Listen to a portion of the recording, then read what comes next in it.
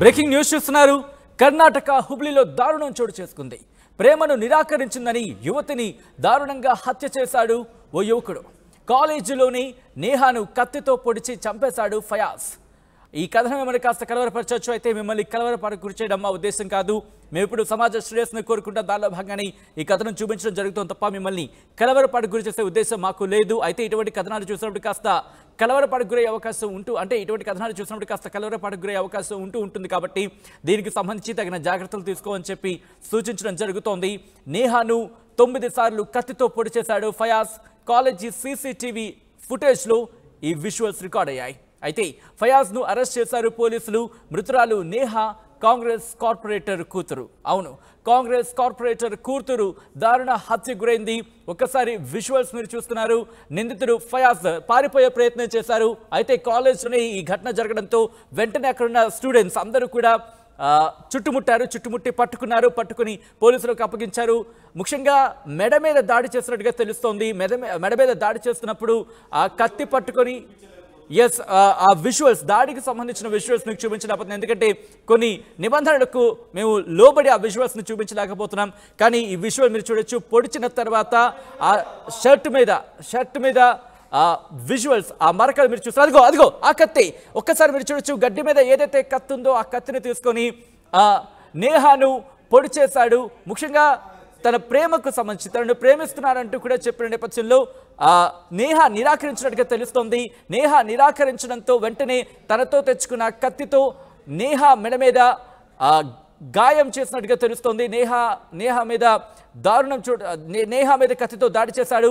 ఆ దాడి నేపథ్యంలో వెంటనే నేహా అక్కడ గాయమైంది. అయితే అక్కడి నుంచి పారిపోయే ప్రయత్నం చేశారు. అదిగో విజువల్స్ మీరు చూస్తున్నారు. నిందితుడు ఫయాజ్కి సంబంధించిన విజువల్స్. అక్కడి నుంచి పారిపోయే ప్రయత్నం చేశాడు. నేహాకు సంబంధించి తన ప్రేమను వ్యక్తపరిచాడు. నేహా నిరాకరించినట్టుగా తెలుస్తోంది. నిరాకరించిన నేపథ్యంలోనే నేహా మీద దాడికి దిగాడు ఫయాజ్. విజువల్ మీరు చూస్తున్నారు. ప్రస్తుతం ఆ విజువల్ మీరు చూస్తున్నారు. ఎప్పుడైతే దాడి చేశాడో ఆ రక్తపు మరకలు ఆ వ్యక్తి మీద పడ్డాయి.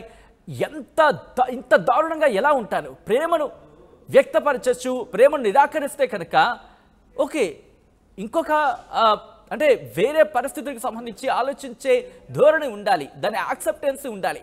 కానీ అలా కాకుండా ఒక అమ్మాయి మీద ఇంత దారుణాన్ని కొడుకెడతాడా? ప్రేమంటే ఇంతేనా? ప్రేమను యాక్సెప్ట్ చేయడం ఉండాలి. నిరాకరించినప్పటికీ కూడా ఓకే, తను బాగుండాలని కోరుకోవడంలో అది నిజమైన ప్రేమ. తన ప్రేమను నిరాకరించింది అనే కోపంతో తను ప్రేమించిన అమ్మాయే కదా, అంత కసిగా అంత దారుణంగా ఎలా హత్య చేస్తారు? అది ప్రేమ అవుతుందా? లేకపోతే ఇంకా వేరే పేరేమైనా పెట్టాలా? అంత క్రూరంగా ఒక అమ్మాయిని, ముఖ్యంగా తన కాలేజ్లో చదువుతున్న అమ్మాయి, దాంతోపాటు ముఖ్యంగా ప్రేమ కదా, మీరే కదా ప్రేమ అని ఒక పదాన్ని కూడా ఉపయోగించడం జరిగింది. మీ ప్రేమను నిరాకరిస్తే చంపేస్తారా? ఇంత దారుణమా?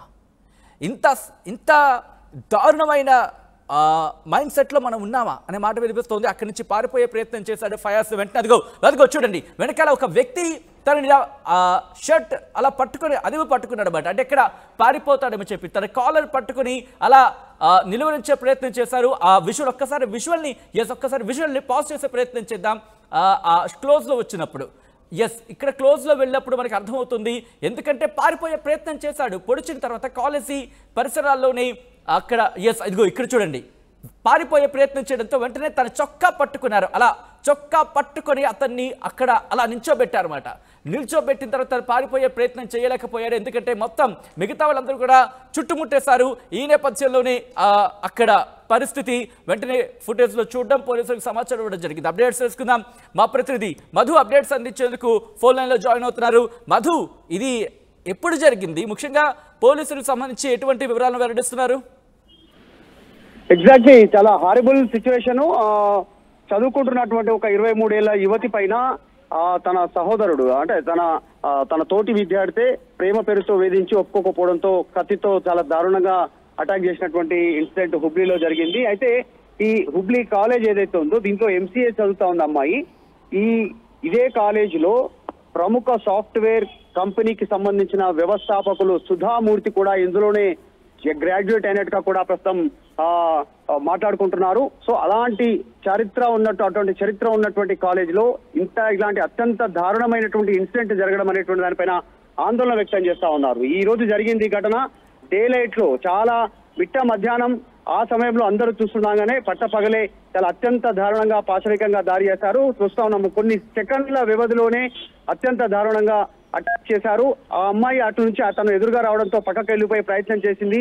అక్కడ నుంచి వెళ్ళిపోయే ప్రయత్నం చేస్తున్నప్పటికీ వెంటనే చాలా వేగంగా దాడి చేసి, కత్తితో దాడి చేసి అక్కడ నుంచి పారిపోయారు. సో అక్కడ ఉన్నటువంటి మిగతా స్టూడెంట్స్ పట్టుకున్నారు, పోలీసులకు అప్పచెప్పారు. ప్రస్తుతం పోలీసుల కస్టడీలో ఉన్నాడు ఫయాజ్ అనేటువంటి దాడి చేసినటువంటి నిందితుడు. కానీ ఈ ఇన్సిడెంట్ కి సంబంధించి కర్ణాటక రాష్ట్ర వ్యాప్తంగా ఆందోళనలు వ్యక్తం అవుతా ఉన్నాయి. హుబ్లీలో జరిగినటువంటి ఇన్సిడెంట్ కి సంబంధించి ముఖ్యంగా గత కొన్ని రోజుల నుంచి చాలా కర్ణాటక అంతా ఆందోళనకరమైనటువంటి పరిస్థితులు ఉన్నాయి. కాంగ్రెస్ గవర్నమెంట్ వచ్చిన తర్వాత అనేటువంటి సోషల్ మీడియాలో భారీగా హోరెత్తుతా ఉంది దీనికి సంబంధించినటువంటి స్లోగన్స్. ఎందుకంటే రామేశ్వరం కేఫ్ లో బాంబ్ బ్లాస్ట్ ఒకటి కావడము, రీసెంట్ గా ఒక 2 రోజుల క్రితమే ఒక వర్గానికి సంబంధించినటువంటి కొద్దిమంది వ్యక్తులు మరొక వర్గానికి సంబంధించినటువంటి వ్యక్తులను కార్లలో బయటకు వచ్చి భయంకరమైనటువంటి పరిస్థితుల్లో బెదిరించారనేటువంటిది, మరొక మహిళ పైన రీసెంట్ గా ఆడపిల్ల పుట్టిందనేటువంటిది అత్యంత పాశవికంగా హత్య చేయడము, ఇలాంటి ఇన్సిడెంట్స్ రోజుకొకటి చొప్పున, రోజుకు 2 చొప్పున కర్ణాటకలో ఇలాంటి ఇన్సిడెంట్స్ జరుగుతుండడం, కాంగ్రెస్ గవర్నమెంట్ వచ్చిన తర్వాత ఇవన్నీ జరుగుతున్నాయి అనేటువంటిది సోషల్ మీడియా, ట్విట్టర్, ఫేస్బుక్, తర్వాత ఇన్స్టా, వాట్సాప్ లో దీనికి సంబంధించిన సమాచారం షేర్ చేసుకుంటున్నారు పబ్లిక్ అంతా కూడా. ప్రస్తుతం పోలీసులు ఈ సిచ్యువేషన్ ని కంట్రోల్ చేసే సిచ్యువేషన్ చేస్తా ఉన్నారు. ఎన్నికల సమయంలో, పార్లమెంట్ ఎన్నికలకు అత్యంత సమీపంలో ఇట్లాంటి ఇన్సిడెంట్ జరగడం, అది కూడా అధికారంలో ఉన్నటువంటి రూలింగ్ పార్టీ కాంగ్రెస్ పార్టీకి సంబంధించిన కార్పొరేట్ కూతురికే ఇన్సిడెంట్ జరగడంతో భారీగా సోషల్ మీడియా అంతా కూడా దీనిపైన రెస్పాన్స్ అవుతా ఉన్నారు. విద్యార్థులంతా కూడా రక్షణ లేదు ఈ రోజు మహిళలకు కర్ణాటకలో అనేటువంటిది సోషల్ మీడియా హోరెత్తిపోతా ఉన్నటువంటి సిచ్యువేషన్ కనిపిస్తా ఉంది. రీసెంట్ గా కూడా ఒక 33 ఏళ్ల యువకుడు ఒక 21 ఏళ్లకు సంబంధించినటువంటి యువతిని మోసం చేసి పెళ్లి చేసుకుని ఆడపిల్ల పుట్టిందని తను వేధించినటువంటి సిచ్యువేషన్ ఉంది. సో ఇలాంటి అన్ని ఇన్సిడెంట్లను వాళ్ళు షేర్ చేసుకుంటున్నారు. అయితే ముఖ్యంగా రీసెంట్ గా జస్ట్ కొన్ని రోజుల క్రితమే సచిన్ దీనికి సంబంధించినటువంటి love jihad and other fictions, అంటే లవ్ జిహాద్ అనేటువంటిది లేదు మార్కెట్ లో, బీజేపీ వాళ్ళు దీన్ని ప్రొపగాండా చేస్తా ఉన్నారు అనేటువంటిది. దీనిపైన శశి థరూర్ కాంగ్రెస్ పార్టీకి సంబంధించినటువంటి ఎక్స్ ఎంపీ, ఆ తర్వాత అసదుద్దీన్ ఓవైసీ, తర్వాత శ్రీనివాస్ జైన్, కరణ్ థాపర్ జర్నలిస్టులు వీళ్ళ ఆధ్వర్యంలో ఒక బుక్ రిలీజ్ చేశారు, love jihad and other fictions అనేటువంటి. ఇదంతా కల్పితము అనేటువంటిది, దాన్ని కోట్ చేస్తూ కూడా కర్ణాటకలో యువతంతా కూడా ఇప్పటికైనా వీరికి తెలిసి రావాలి జరుగుతున్నటువంటిది నిజాలు అనేటువంటిది. ఒక మైనారిటీ అబ్బాయి కాంగ్రెస్ కార్పొరేటర్ కి సంబంధించినటువంటి ఒక హిందూ అమ్మాయి, అంటే నేహా అనే అమ్మాయి పైన అత్యంత దారుణంగా పాశవికంగా ప్రేమను ఒప్పుకోకపోతే చేసినటువంటిది దాడిని ఏ రకంగా చూస్తారు అనేటువంటిది కోట్ చేస్తా ఉన్నారు. సోషల్ మీడియా అంతా కూడా హోరెత్తిపోతా ఉంది. కర్ణాటక అంతా ఆందోళనకరమైనటువంటి పరిస్థితులు ఉంది. దీన్ని అదుపులోకి తెచ్చుకునే ప్రయత్నం చేస్తా ఉన్నారు. పోలీసులంతా కూడా ల్యాండ్ ఆర్డర్ కంట్రోల్లోనే ఉంది అనేటువంటి చెప్పే ప్రయత్నం చేస్తా ఉన్నారు. వదంతులను ఎవరు నమ్మొద్దు, నిందితుడు పోలీసు కస్టడీలో ఉన్నారు అనేటువంటిది చెప్పే ప్రయత్నం చేస్తా ఉన్నారు. నేహా ఆయన ఫయాజ్ లవ్ ప్రపోజల్ ని యాక్సెప్ట్ చేయకపోవడంతో అత్యంత దారుణంగా చేసినటువంటి హత్య ప్రస్తుతం అందరినీ కన్నీళ్లు పెట్టిస్తా ఉంది. కర్ణాటక అంతా కూడా ఇదే విషయం పైన చర్చించుకుంటున్నటువంటి పరిస్థితి కనిపిస్తా ఉంది. గత కొన్ని రోజుల నుంచి కర్ణాటకలో అన్రెస్ట్ ఉన్నటువంటి సిచ్యువేషన్ ఉంది. ఎగ్జాంపుల్ ఇందాక మాట్లాడుకున్నాడు రామేశ్వరం కేఫ్ కావచ్చు, తర్వాత హనుమాన్ చాలీసా పెట్టుకున్నారని చెప్పేసి రంజాన్ టైంలో ఒక అబ్బాయిని కొట్టడం కావచ్చు, మైనారిటీ ముస్లింస్ సంబంధించినటువంటి వ్యక్తులు చాలా పెద్ద ఎత్తున కర్ణాటక వ్యాప్తంగా ఆందోళనకు దిగినటువంటి పరిస్థితి ఉంది. మనం చూసాం తేజస్వి సూర్య వీళ్ళంతా ధర్నాలు చేశారు, ర్యాలీలు చేశారు.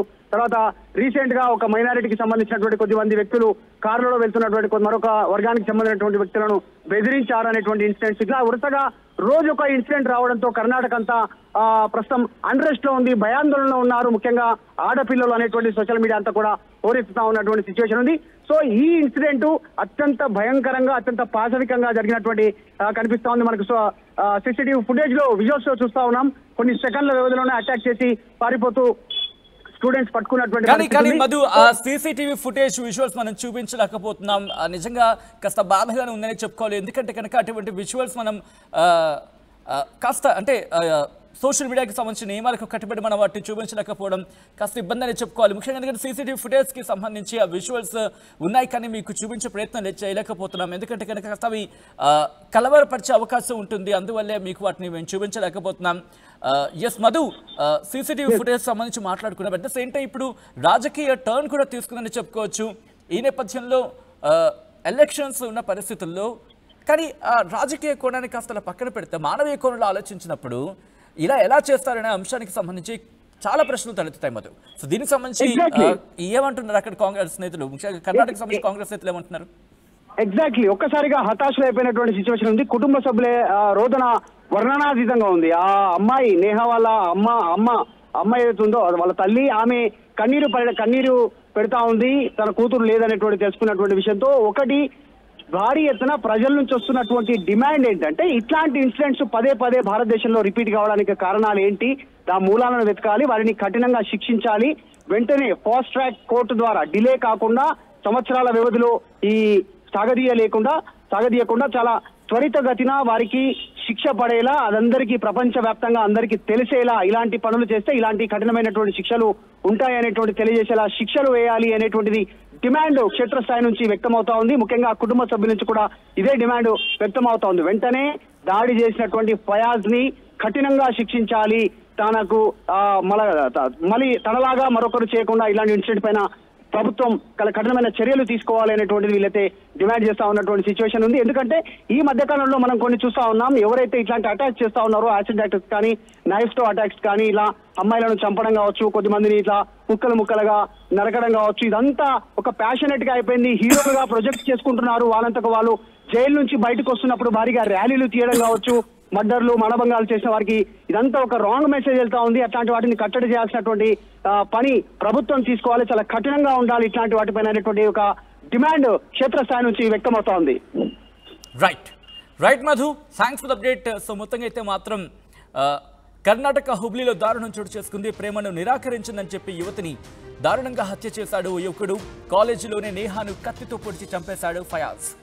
నేహాను 9 సార్లు కత్తితో పొడిచినట్టుగా తెలుస్తోంది. కాలేజీ సీసీ ఫుటేజ్లో ఈ విజువల్స్ రికార్డ్ అయ్యాయి. అయితే ఆ విజువల్స్ మీకు చూపించలేకపోతున్నాం, అవి కాస్త కలవరపరిచే విధంగా ఉన్నాయి కాబట్టి. ఫయాజ్ను అరెస్ట్ చేశారు పోలీసులు. మృతురాలు నేహా కాంగ్రెస్ కార్పొరేటర్ కూతురామె.